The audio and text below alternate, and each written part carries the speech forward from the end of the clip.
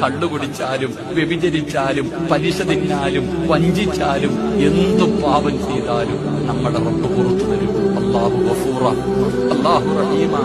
പടച്ചവനെ, പൊറുക്കുന്നവൻ ആരുണ്ട് നീ അല്ലാതെ?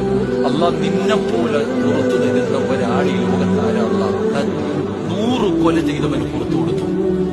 എടാ, മയ്യത്ത് ഖബറിനകത്ത് കിടന്ന മയ്യത്തിനെ വ്യഭിചരിച്ചവന് പുറത്തു കൊടുത്തവനാ നമ്മുടെ അല്ലാഹ്. അത്രയും വലിയ പാപം ചെയ്ത ആരെങ്കിലുണ്ടോ?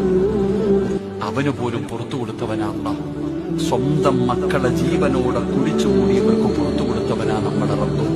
അത്രയും നല്ല ഒരു റബ്ബ് നമുക്കുണ്ടല്ലോ.